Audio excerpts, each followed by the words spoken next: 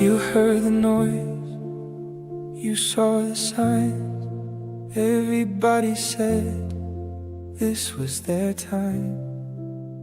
They built it high, they watched it run, but nobody finished what had begun. Now hear that sound coming over the line.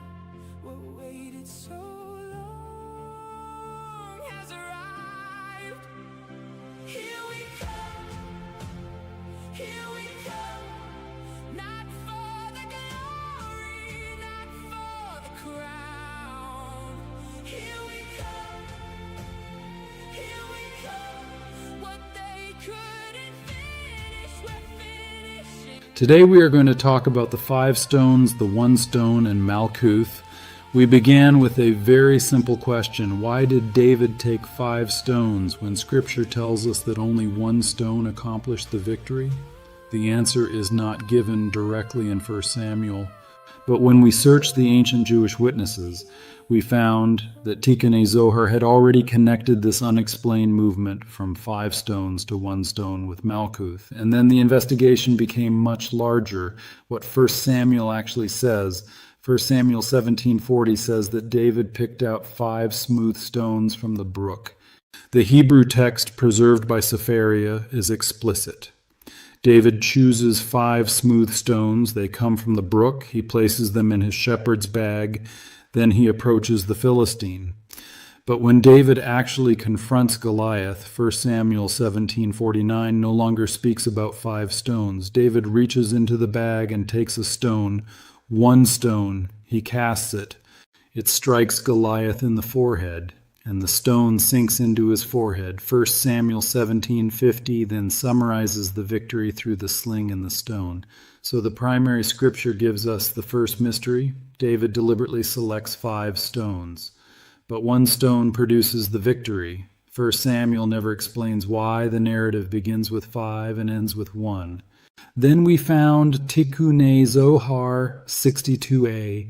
When we searched Tikkun Zohar on Sefaria, we found the same stones. Tikkun Zohar 62a explicitly returns to David's stones, and there the ancient mystical witness says that the stones are brought together as 1. The passage then identifies the holy Malkuth with the stone imagery. This is the first important discovery. 1 Samuel gives us 5 stones. 1 Samuel gives us 1 victorious stone. Tikkun Zohar says the stones become 1. And the text places this stone mystery inside Malkuth. Our transcript preserves the same reading. The 5 stones are gathered within the holy Malkuth. They became 1 stone in it. Then that stone enters the forehead of the Philistine and kills him. The later witness therefore supplies an interpretation of something Samuel leaves unexplained. The 5 become 1. And the place of that unification is Malkuth. Then we found the Shema. The next passage makes the connection even more specific. Tikkun Zohar 62a connects the 5 stones to the words of Deuteronomy 6:4. Hear, O Israel, Adonai, our God, Adonai. Then comes the final word of the Shema, Echad. 1. Deuteronomy 6:4 declares that Adonai, our God, is 1. The Torah already places Echad at the conclusion of Israel's confession of divine unity. Now the structure inside Tikkun Zohar becomes visible. 5 stones, 5 words. Then Echad, 1. And the unification occurs through Malkuth. Our transcript preserves precisely this interpretation. The 5 associated with the Shema become 1 within the feminine Malkuth. This is not something we have imposed upon David's story. It is the interpretation found inside Tikkun Zohar itself. Then we found that Malkuth is called the daughter. This is important because we need to know whether Malkuth is being treated only as an abstract concept, meaning kingdom. Elsewhere in Tikkun Zohar, the language becomes personal. Tikkun Zohar 27 says that King David praised the daughter of the king, Malkuth. It then speaks of degrees through which the daughter ascends toward father. So within Tikkun Zohar itself, Malkuth can be identified as the daughter of the king. This becomes significant for our investigation because the stone is being identified with Malkuth, and elsewhere Malkuth is called the daughter. We should still allow each passage to say only what it says. Tikkun Zohar 62a identifies the stone with Malkuth. Tikkun Zohar 27 identifies Malkuth as the daughter of the king. The connection therefore exists within the same mystical corpus. But then we found something much larger. Tikkun Zohar 62a does not stop with David's stone. The same passage introduces another stone, the stone of Daniel. Daniel 2 describes Nebuchadnezzar's image representing kingdoms. Then a stone strikes the image. The kingdoms represented by the image collapse. And Daniel 2:35 says that the stone becomes a great mountain and fills the whole earth. When we searched Daniel 2 alongside Tikkun Zohar, something remarkable emerged. Tikkun Zohar identifies holy Malkuth with the stone that destroyed the image, became a great mountain, and filled the earth. This changes the scale of the investigation. We are no longer dealing only with the stone that defeated Goliath. Tikkun Zohar has connected Malkuth with the stone that destroys the image of the kingdoms and then fills the earth. Then Isaiah appears inside the same Tikkun passage. Tikkun Zohar does something else with Daniel's stone. After citing the stone becoming a mountain and filling the earth, it asks what it means for it to fill the whole earth. Then the passage connects it with Isaiah 6:3. The whole earth is full of his glory, so the movement becomes even larger. The stone, Malkuth.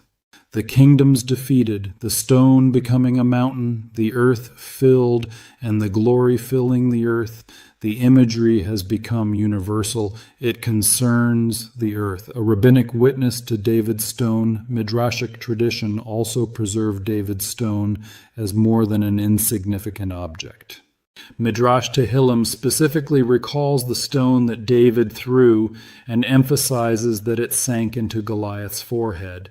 This witness does not give us the 5 becoming 1. We should be precise about that. The stronger 5-to-1 interpretation belongs to Tikkun Zohar. But the Midrash confirms that David's stone itself continued to receive attention within Jewish interpretive tradition. Another Jewish tradition preserves the 5 stones becoming 1. A later collection of Jewish legends preserves another remarkable tradition. In Legends of the Jews, 5 stones come to David and become joined together. This is not as early or as authoritative for our purposes as the biblical text or Tikkun Zohar. It should not carry the investigation. But it shows that the tradition of the 5 stones becoming 1 did not remain isolated. We can mention it as a secondary echo. Tikkun Zohar remains our stronger witness. We also checked an earlier ancient Jewish retelling. There is an important caution. An ancient Jewish retelling preserved in Pseudo-Philo also expands the David and Goliath story, but it does not preserve our 5-to-1 pattern. In that account, David takes 7 stones and places sacred names upon them. That means this particular ancient text is evidence that Jewish interpreters were already expanding the significance of David's stones, but it does not preserve the specific tradition we found in Tikkun Zohar, where the 5 stones are united into 1 stone. We should therefore not use Pseudo-Philo as proof for that conclusion. This actually strengthens the investigation because we are not forcing every ancient text to agree. Different traditions existed. The specific 5 becoming 1 interpretation is preserved most clearly in the Tikkun tradition. Now look at what we have found. 1 Samuel gives us 5 smooth stones. Then 1 Samuel gives us 1 victorious stone. Tikkun Zohar says the stones become 1 and places that unification in Malkuth. Tikkun Zohar then connects the 5 stones with the Shema. The movement reaches Echad 1. Elsewhere in Tikkun Zohar, Malkuth is called the daughter of the king. Then Tikkun Zohar 62a identifies Holy Malkuth with Daniel's stone. The stone destroys the image representing earthly kingdoms. The stone becomes a great mountain, and the stone fills the earth. Then the same passage connects the filling of the earth with Isaiah's declaration that the whole earth is filled with divine glory. So the stone has moved through several stages. In Samuel, it is the stone of David's victory. In Tikkun Zohar, the 5 stones become one in Malkuth. Through the Shema, the pattern reaches Echad 1. Then in Daniel, the stone moves beyond the defeat of one enemy. It overturns kingdoms, it becomes a great mountain, and it fills the earth. Tikkun Zohar identifies that stone with Holy Malkuth. But then the New Covenant gives us another stone. At this point, another passage deserves our attention. Matthew 16:18. Yeshua is speaking to Peter, and in the Syriac Peshitta, the wordplay is particularly striking, Kepha. Yeshua addresses Peter as Kepha and speaks of the Kepha upon which he will build his assembly. The Syriac textual tradition, therefore, strongly preserves the connection between Peter's name and the rock language. We need to be careful here. Matthew does not explicitly say that this rock is Malkuth, nor does Matthew explicitly identify this passage with David's 5 stones or Daniel's stone. So we cannot present that identification as something Matthew itself says. But after everything we have already found, we cannot ignore the pattern either. This is where our interpretation begins. Tikkun Zohar tells us that the stones become one, that unity occurs in Malkuth. Then Tikkun identifies Holy Malkuth with Daniel's 1 stone. And now Yeshua speaks of the foundational rock upon which he will build his assembly. Could this be another manifestation of the same architectural pattern, many becoming one stone, and upon the one foundation something is built? That question becomes even more important because the New Covenant does not describe the people of Elohim merely as people standing around a stone. Elsewhere it develops the imagery of a spiritual house made from living stones. So perhaps we are seeing something much larger than David's ammunition. Perhaps the many stones becoming one stone are pointing toward an architecture of unity.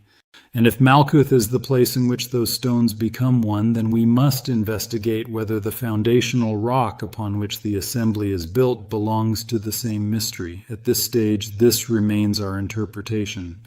We have established the earlier pieces from the texts. Now we are asking whether the New Covenant reveals another stage of the same pattern, where the text ends and our investigation begins.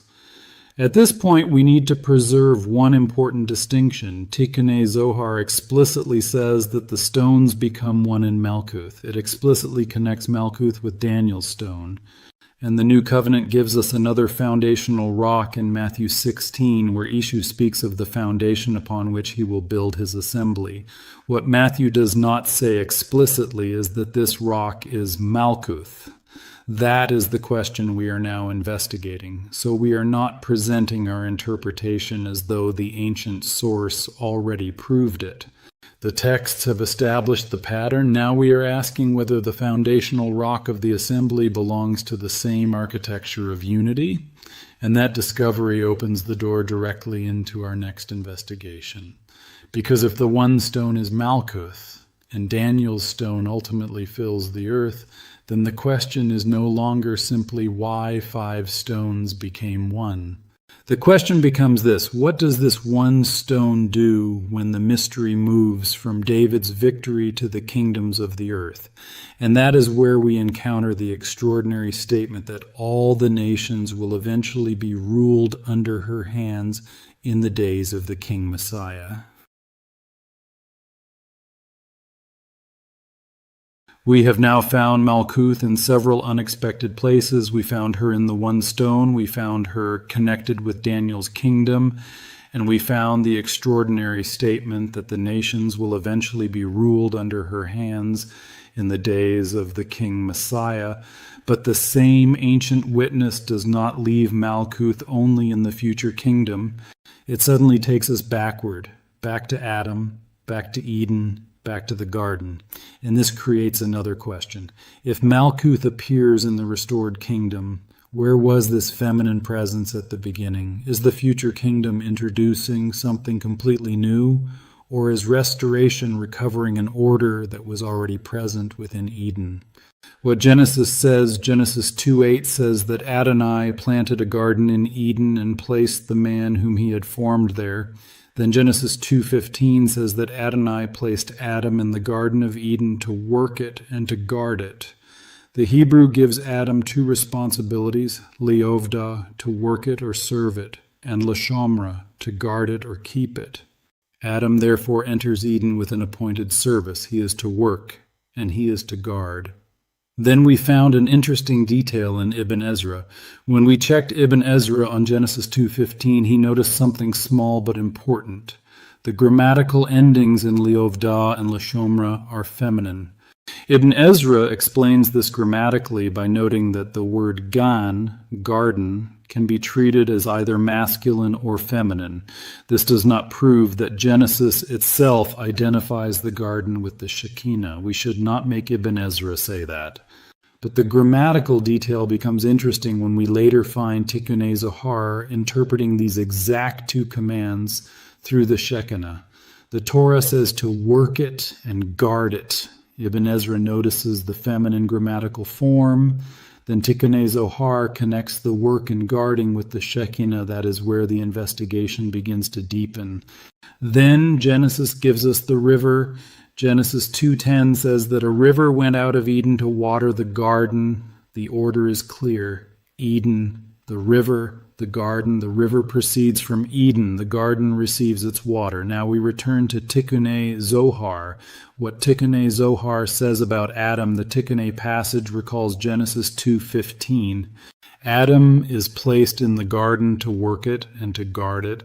Then the ancient mystical witness interprets the two commands. To work is connected with serving the Shekinah through the positive commandments. To guard is connected with guarding the Shekinah through the negative commandments. This is a remarkable development.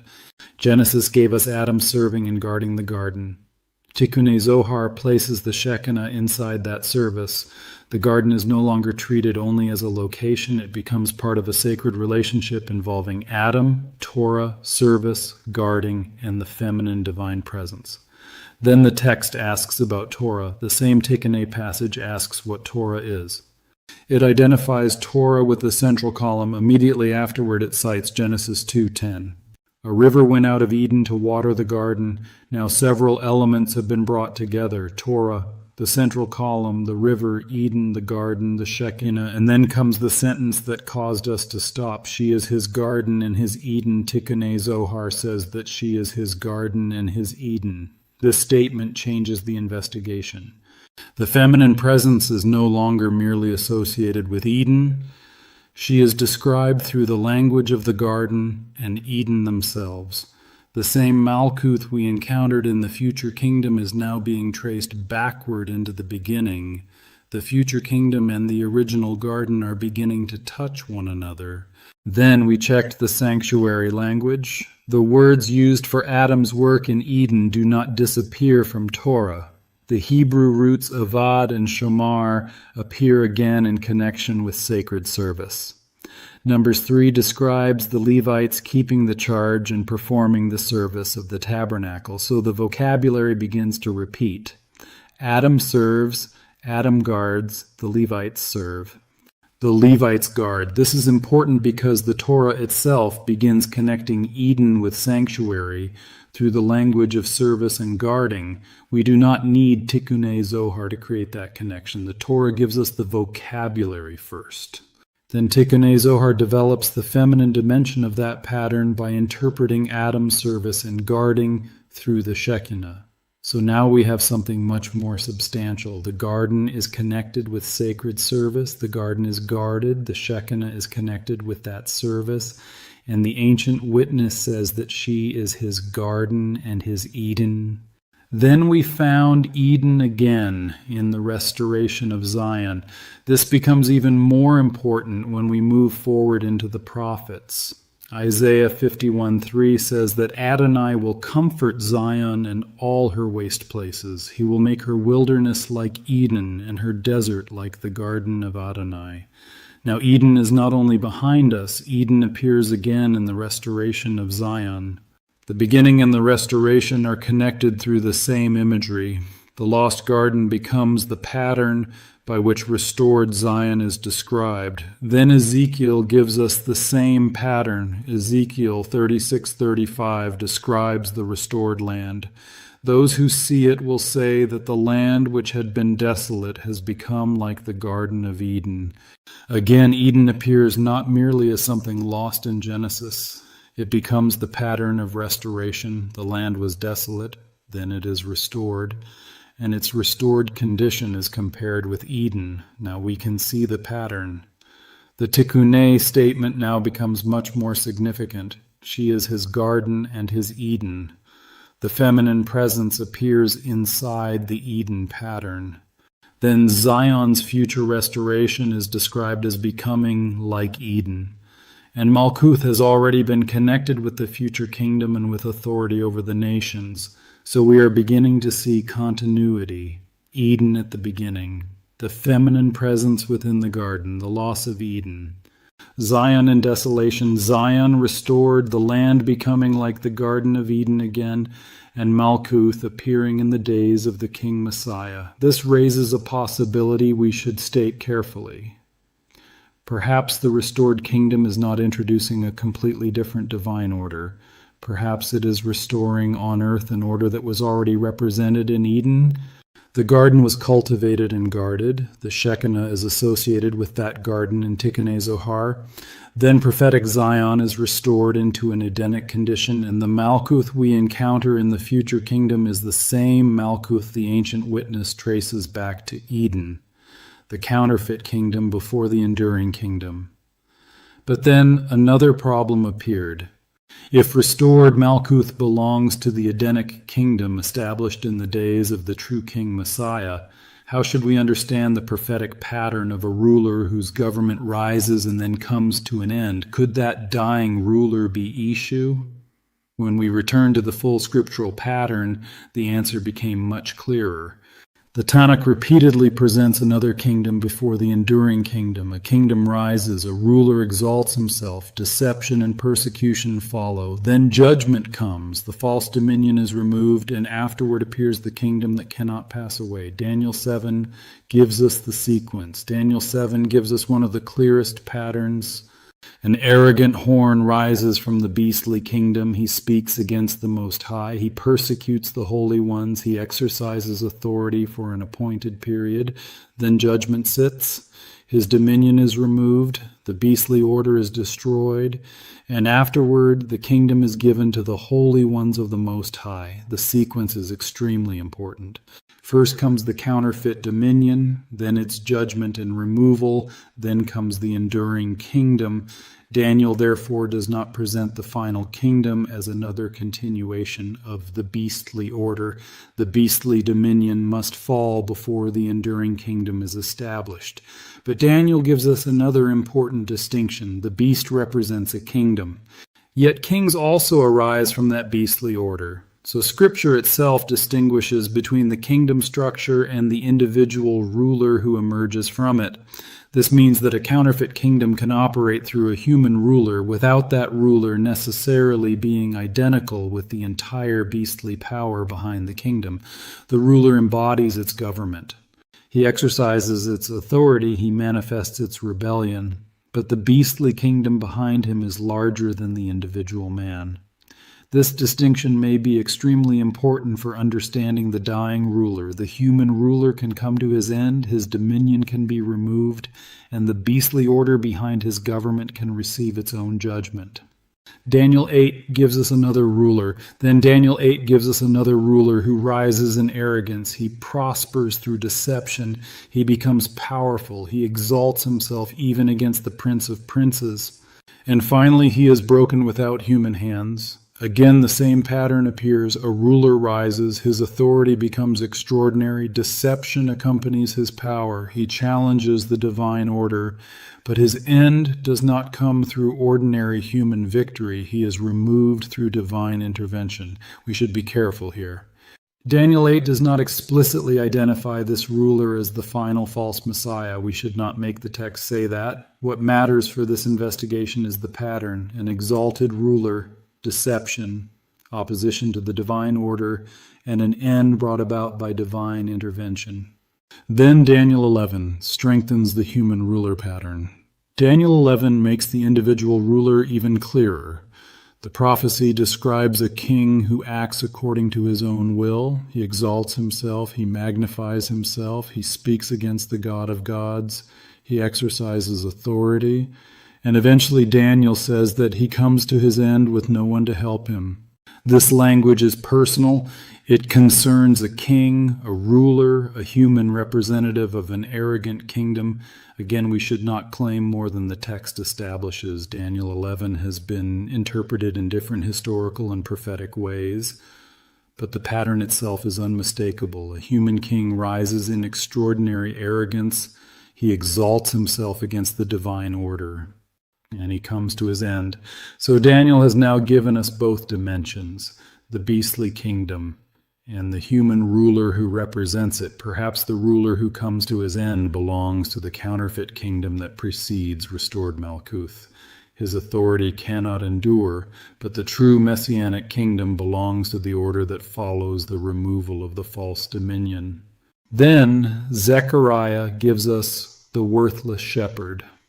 Zechariah 11 adds another pattern. It speaks of a worthless shepherd who abandons the flock and comes under judgment. We should not say that Zechariah explicitly identifies this figure as the final false Messiah.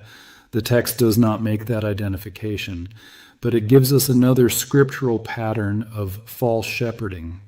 A shepherd who should care for the flock becomes destructive instead, and that false shepherd comes under divine judgment. Then Yeshu warns about false messiahs. The new covenant makes the counterfeit messianic element much more explicit. In Matthew 24, Yeshu warns that false messiahs and false prophets will arise. They will perform great signs, and their deception will be so powerful that even the chosen are described as its intended target. This is extremely important.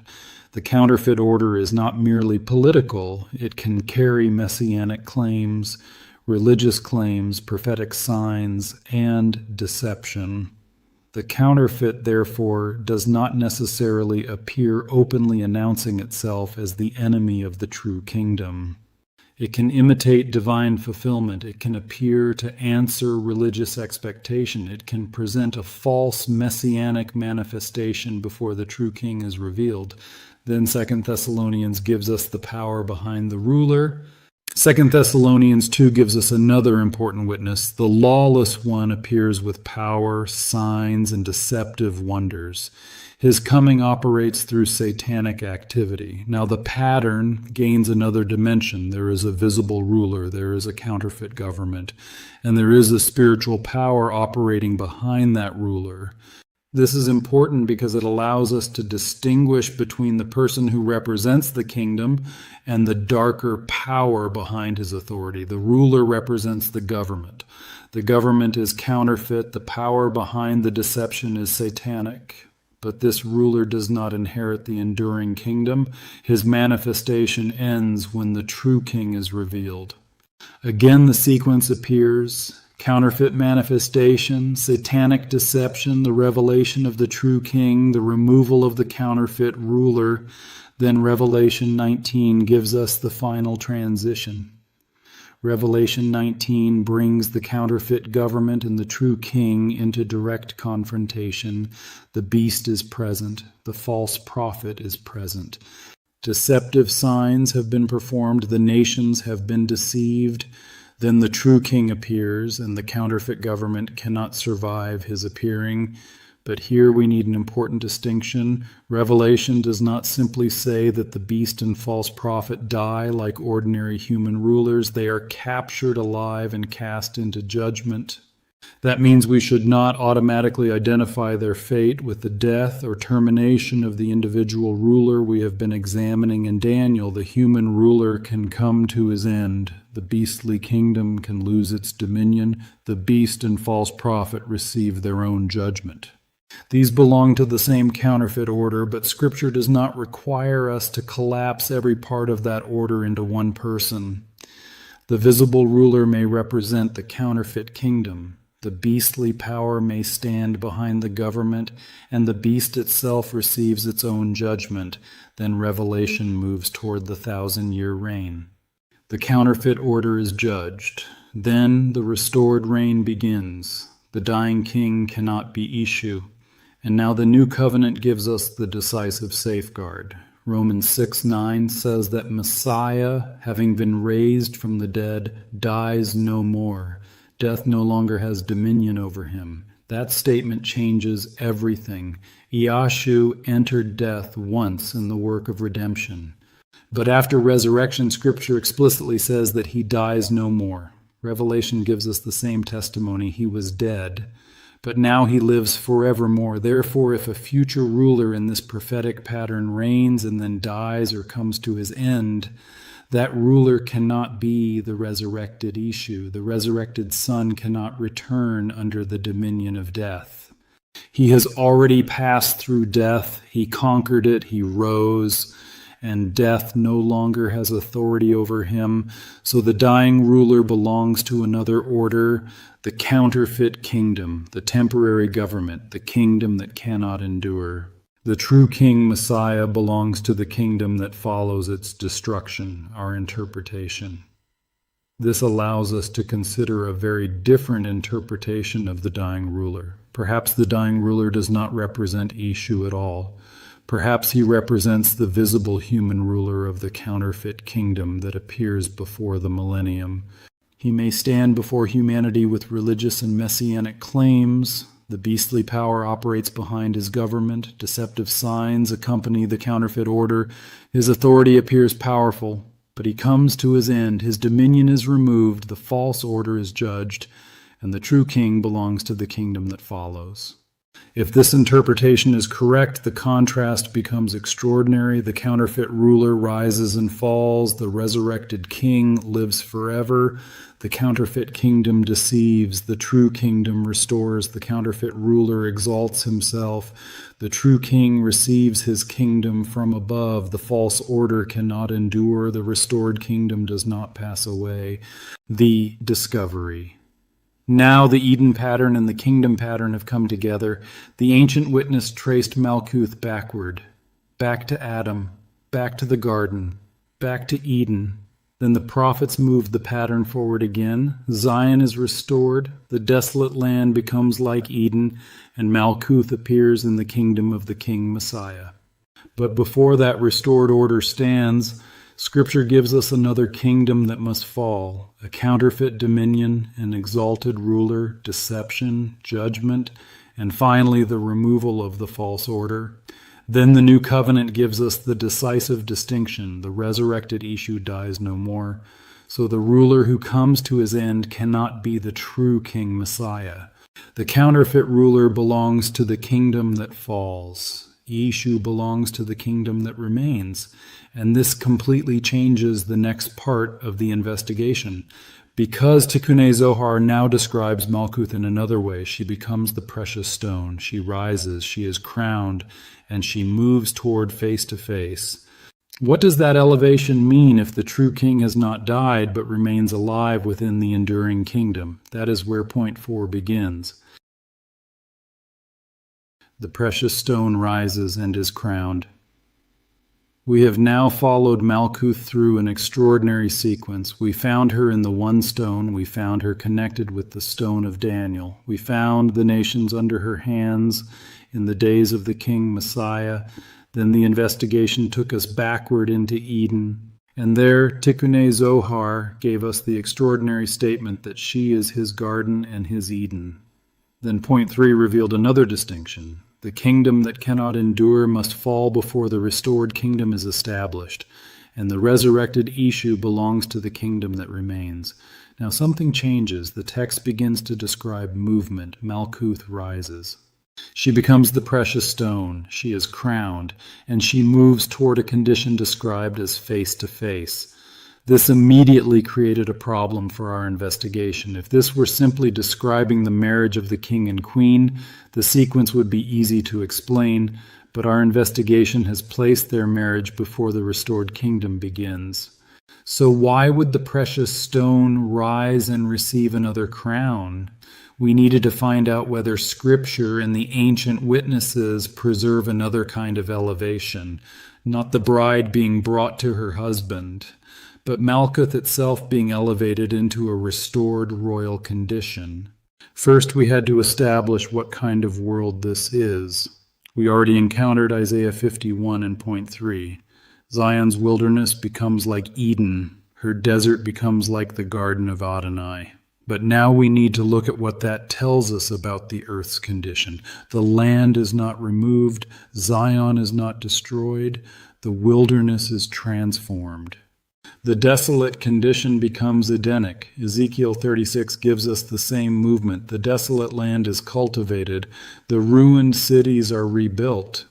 And those who see the land say that it has become like the Garden of Eden. Again, the earth moves from one condition into another. Desolation becomes restoration. Ruins become habitation. The land becomes Edenic. And the nations are still present to witness it. Then Isaiah 65 gives us another important distinction. People build houses. They plant vineyards. Children are born. Life is greatly extended. The wolf and the lamb feed together. But death has not completely disappeared. That means we are not yet looking at the final everlasting condition. We are looking at an extraordinary restored age before the final order. Then we checked the ancient Jewish witnesses. We wanted to know whether this idea of a restored age before the final everlasting condition appeared outside the prophets. And it does. Jubilees 23 describes a future period of extraordinary longevity, peace, blessing, and healing. It also describes a condition in which Satan and the evil destroyer no longer trouble the people. We should not claim that Jubilees gives us the exact chronology of Revelation 20. It does not. But it preserves an important ancient pattern, greatly extended life, healing, peace, and satanic destruction restrained.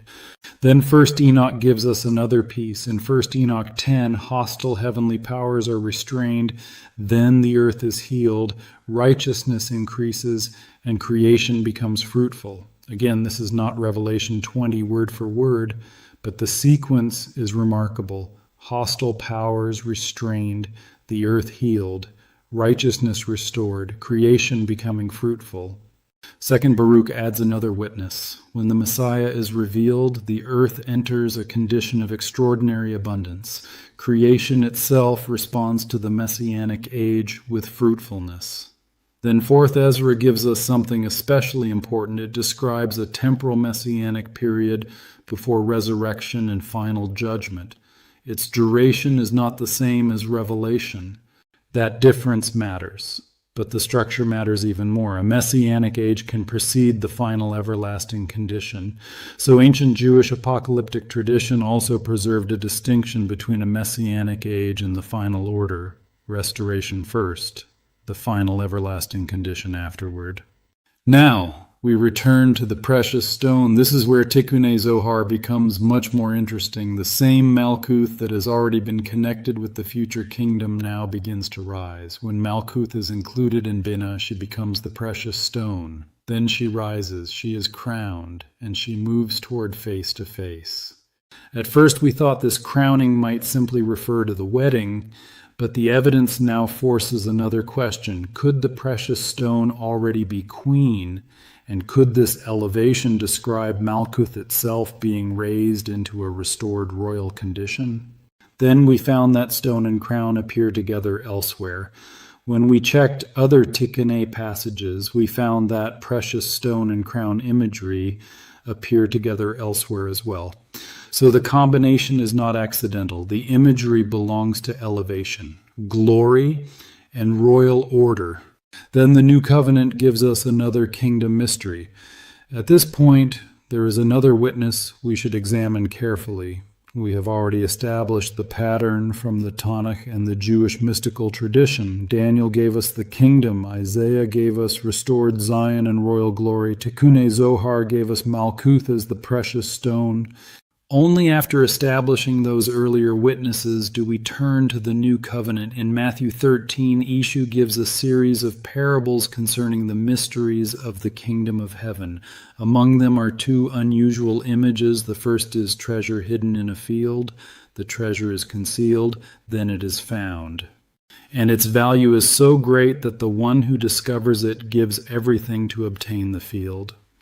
Immediately afterward comes another image. A merchant is searching for precious pearls. Then he finds one pearl of extraordinary value. Again, everything else becomes secondary because of the value of what has been found. We should be careful. Matthew does not identify the hidden treasure as Malkuth, nor does it identify the pearl as the daughter. So we cannot say that Ishu explicitly made that identification. But after the Jewish witnesses we have already examined, the imagery becomes difficult to ignore. Something belonging to the mystery of the kingdom is hidden. It possesses extraordinary value. It is discovered. And beside the hidden treasure appears one precious object whose worth surpasses everything else. Now compare that with the pattern we already found before entering Matthew. Malkuth belongs to the kingdom. She is described as the precious stone. She has been concealed within the mystery. Then she rises, she is crowned, and her royal glory becomes manifest. Could the hidden treasure and the precious pearl preserve another aspect of this same kingdom mystery? At this stage, we are not claiming that they do. We are asking the question. But the correspondence deserves investigation because the pattern was already present in the Jewish witnesses before we ever arrived at Matthew. Then we searched Isaiah for the crown. Isaiah 62 gave us one of the strongest witnesses in this investigation. Zion's victory becomes visible. Her triumph appears. The nations see it. Kings see her majesty. And immediately afterward she is called a glorious crown and a royal diadem. The sequence matters. Victory becomes visible. The nations see it. Kings see her glory. Then the crown appears. This crown belongs to public royal manifestation. And that is important because Tikkun Zohar has already told us that the nations will eventually be under her hands in the days of the King Messiah. Then Malkuth rises, and she is crowned. Isaiah therefore gives us a prophetic pattern in which restored Zion receives crown imagery when her victory and royal glory become visible before nations and kings. But Isaiah 62 gives us something else. The same feminine Zion who receives royal crown imagery is also described as bride. This is extremely important. Scripture itself allows the same feminine figure to carry both identities, bride and royal crown. That means the appearance of crown imagery does not necessarily mark the moment she first becomes bride. She can already possess bridal identity while another manifestation of royal authority is taking place. This gives us the distinction we needed. The wedding and this royal crowning do not have to be the same event.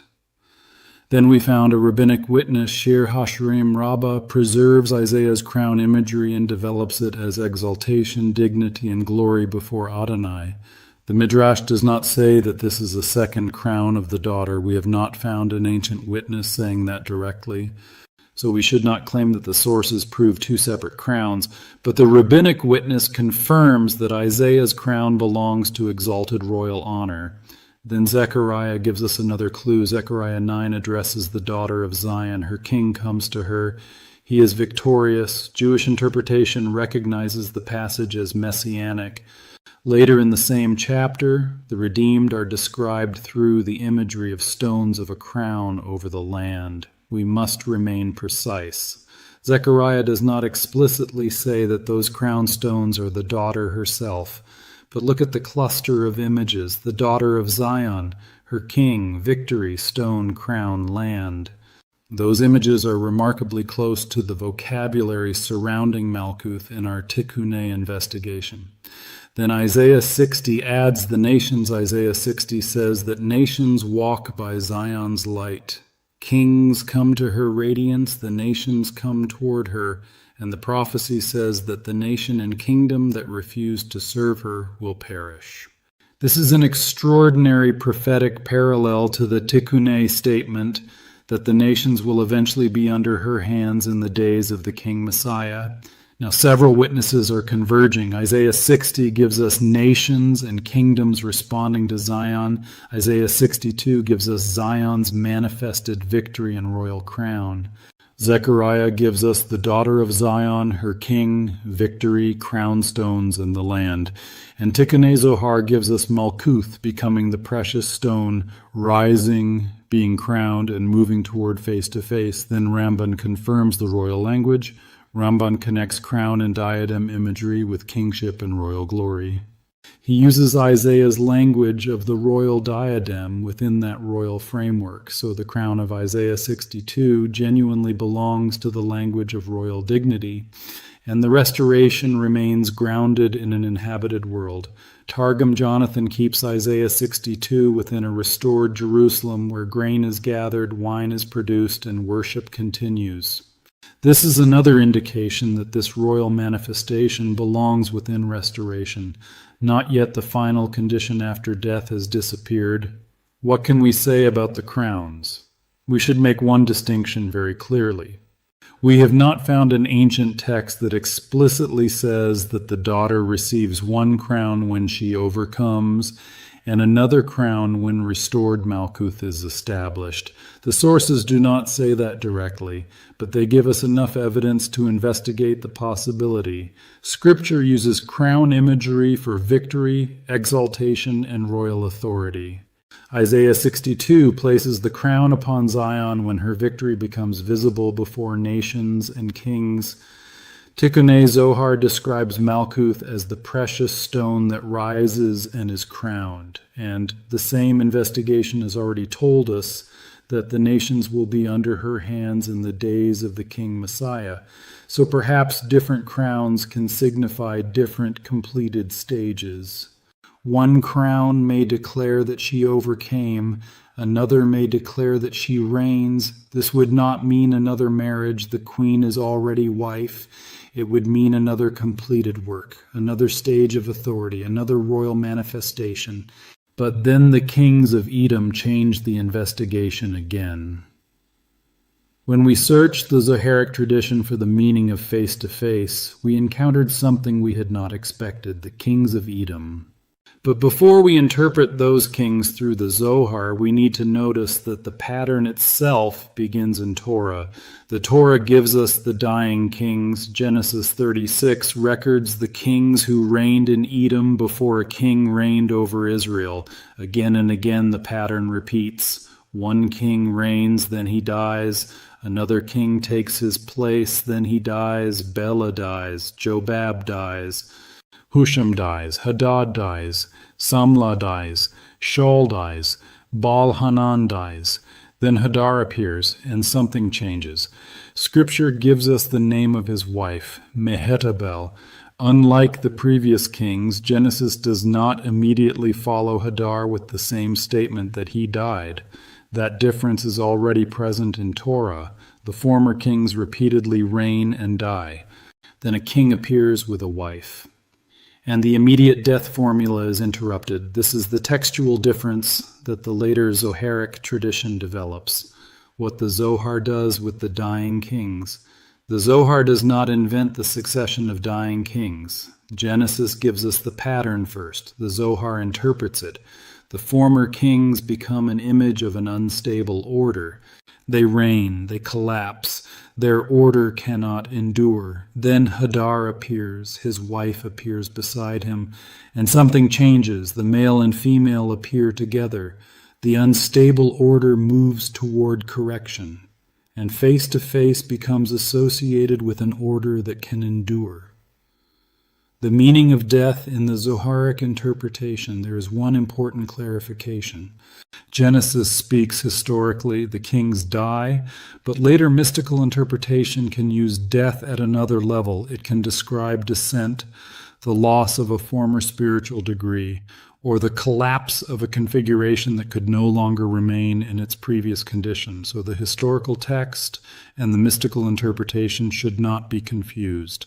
Genesis gives us the dying kings. The later tradition asks what their repeated deaths signify, and it reads them as part of an unstable order moving toward correction.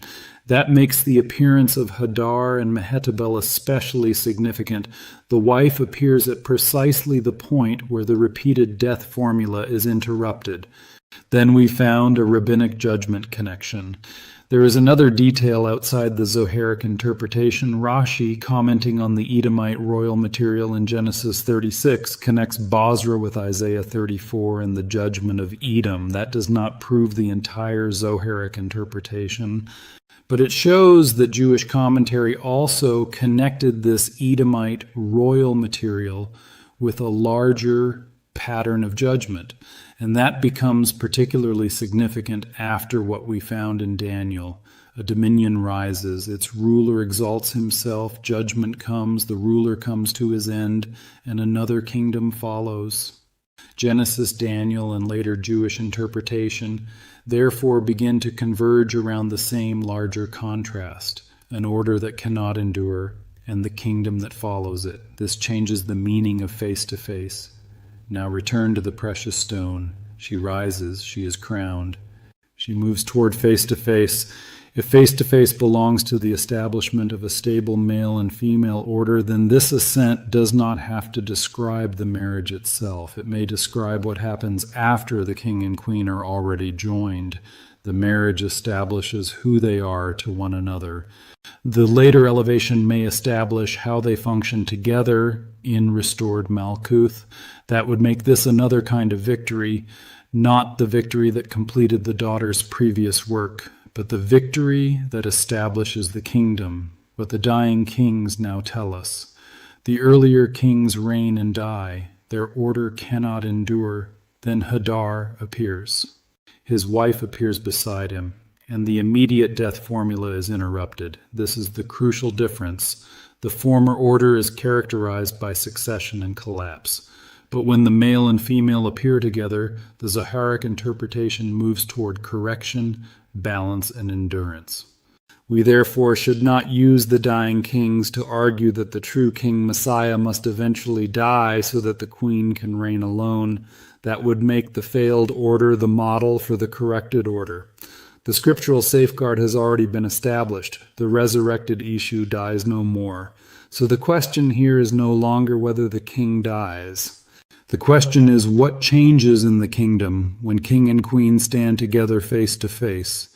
Her reign does not require his absence, and Tikkun Zohar itself gives us perhaps the strongest correction.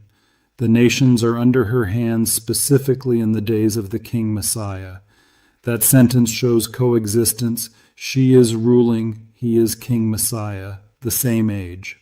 Her authority, therefore, does not require his absence. She does not reign because he is gone. Her authority operates while he is present as King Messiah. Their offices coexist. The queen's authority does not replace the king's kingship. Her authority belongs inside the same kingdom in which he reigns. And this brings us back to Eden. Tikkun Zohar told us that she is his garden and his Eden. A garden is not only beautiful, it is cultivated, it is guarded, it is a defined realm Adam was commanded to work and guard it. And Tikkun Zohar interpreted that guarding through the Shekinah. This now allows us to ask another question. Could restored Malkuth function as more than the kingdom belonging to the queen? Could it also function as the royal realm within which the king dwells and reigns? The king protects the queen guards and administers the realm entrusted to her. Her authority does not compete with his kingship. It may manifest, establish, and protect the kingdom in which his kingship is present. Then Zion gives us another image. There may be another scripture worth placing beside the garden. Isaiah 4 describes a covering over Zion. That covering becomes a shelter and a refuge. Isaiah does not identify that covering as Malkuth. We should not make the prophecy say that. But after everything we have found concerning the garden, guarding the Shekinah, and restored Zion, the language becomes significant enough to investigate. Isaiah does not prove that Malkuth is this covering, but its language allows us to investigate whether restored Zion, guarding, shelter, and royal dwelling belong to the same pattern we have been uncovering. This would give face-to-face another dimension, not replacement, not competition, not one ruler appearing because the other is gone, but king and queen functioning together within one enduring royal order. The king does not disappear so that the queen can reign. Her reign belongs to the very age in which he is called King Messiah. And perhaps this is where the language of the garden becomes even more important. She is his garden, she is his Eden. The king dwells within the restored realm, and the queen, as Malkuth, administers and guards the kingdom entrusted to her. The final question. Now we can see why face-to-face matters. The former kings belong to an order that repeatedly collapses. Then the wife appears beside the king, the pattern changes. Malkuth rises, she is crowned, the nations are under her hands in the days of the King Messiah, and her authority does not require his absence. Then the garden returns to the investigation. She is his garden and his Eden. The garden is cultivated, the garden is guarded, and the king dwells within the restored realm. So we are left with one question. Could Malkuth function not only as the queen's kingdom, but also as the protective royal enclosure within which the king dwells and reigns? That question will open the second part of this investigation. In the next study, we will examine the interpretations that have been built around these passages and test them against the complete scriptural pattern. We will investigate the holy city and the restored kingdom, the king and queen face to face, the final defeat of Satan and death, and the transition from the restored messianic age into the everlasting order. Because the answer cannot come from one verse alone, it has to come from all the witnesses together.